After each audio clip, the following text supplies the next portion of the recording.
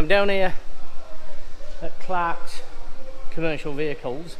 They do MOT for large vehicles. It's just north of Doncaster, and also they do the 4x4 testing as well. So Dave has done quite a lot of work on the camper, mechanically wise, just keeping it tip top. So Evie's down here today for its MOT.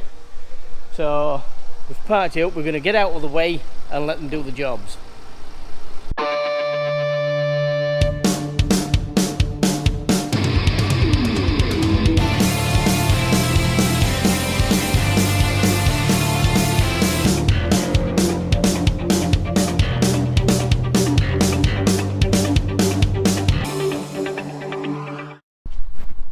One thing I will show you while we're here, I mean this little courtyard here doesn't look much at all, but I'm going to show you a couple of things what I found while I've been here, which, alright, some of you may think, oh, a bit boring like, but I mean the beauty about these old workyards, I mean they've got relics of, you know, machinery kicking about, you know, from throughout the years.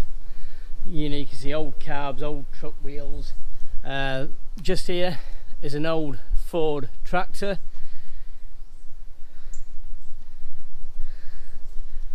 You know, well, this is some sort of a compressor or a pump.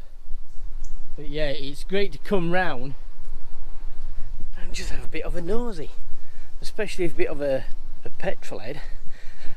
One thing I will show you is this amazing building.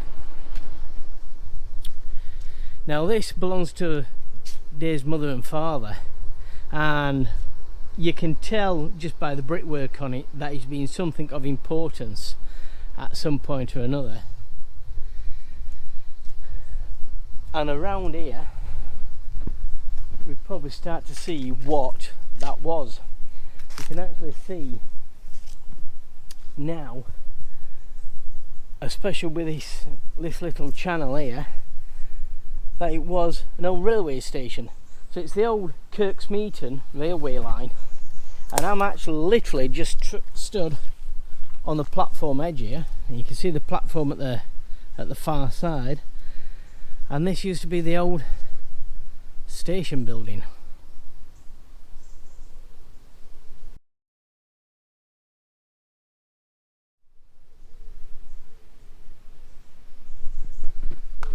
So yeah, I'll try to put a link in the description on this building, but it's an amazing place just to come and see. And further up the line up there, you can see the old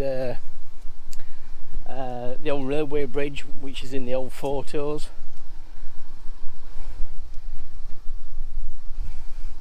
But yeah, what a beautiful building! It's, you know, thankfully it's not gone the same way as what the railway line has.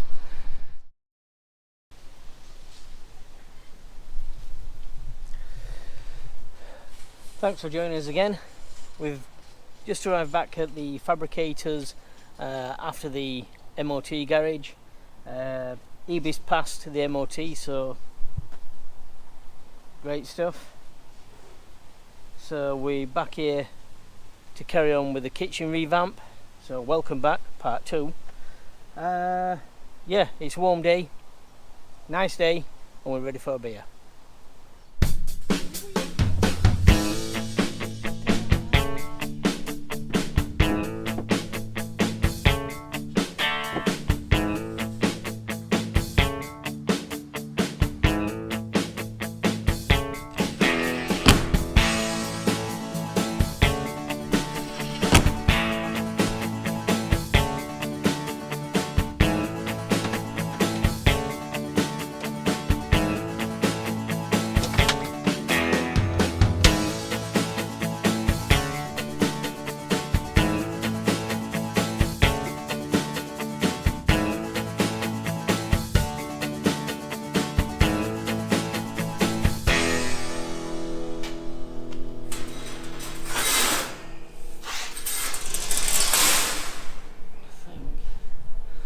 This piece will do nicely.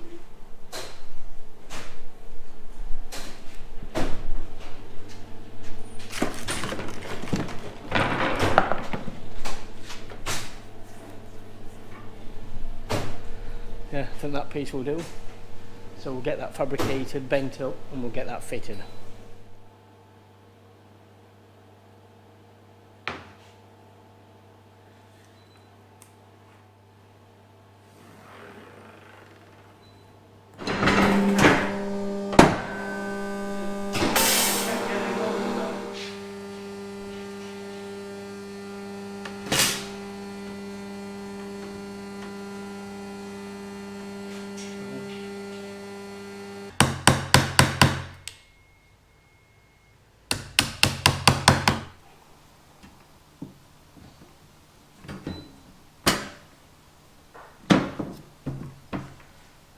That's in.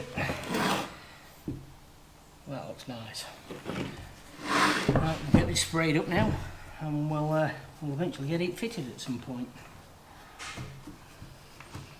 The reason why you're using mesh as well, with it being a shoe cupboard and boot cupboard, is basically if we're putting wet boots in there, we want the air circulation just to dry the shoes and boots out really. So that's why I'm using mesh. I think it leaves a nice feature as well. So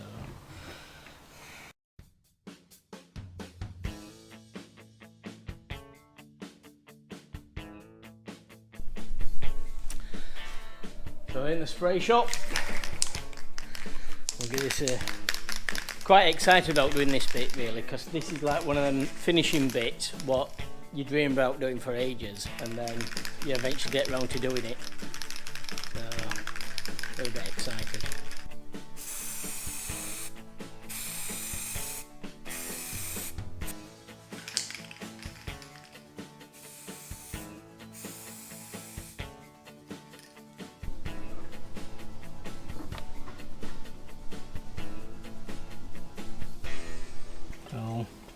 One of the things I've done today is, well this morning, is just basically got a standard faceplate, household electrical faceplate, and these are the Motorum light switches.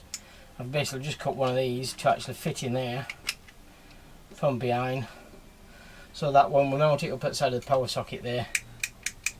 It's all nice and neat. So, well, about an hour passed.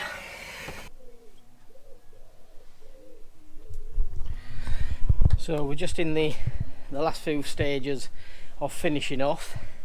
It's been another warm one today as well. So we've got all the cupboards all outside and painting now, and across the way we're using a vinyl instead of actual natural tiles or porcelain tiles on the back or any boarding. We're actually using a decorative vinyl.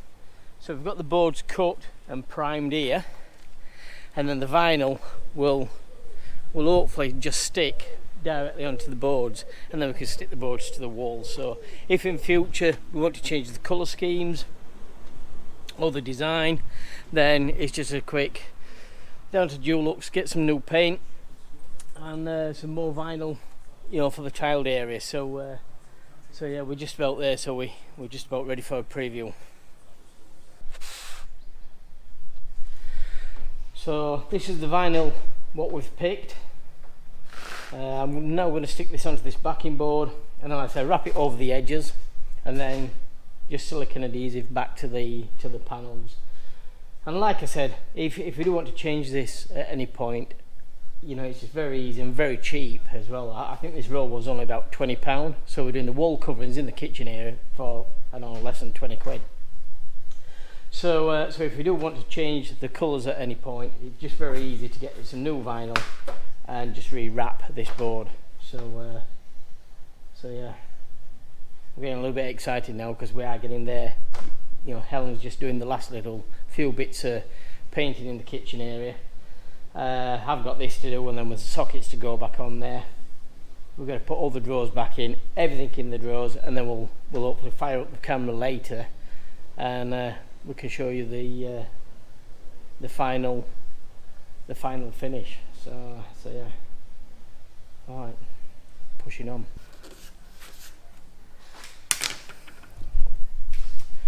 So the main thing is obviously how sticky the adhesive is, and it does seem to be all right. But you can see the effect. Right, a few more to do. So just before we have a look at the kitchen, I just want to say thanks to the guys next door. A company called Funky Bunk Beds. They make bunk beds for kids, all sorts of configurations and designs. I am going to leave them a link down in the description. Basically, they've allowed me to go through the skip and basically take out bits of MDF and bits of timber. So they've been a great help, you know, just with the material and the MDF. So a quick thanks to them. Right, without further ado then, let's have a look at the kitchen.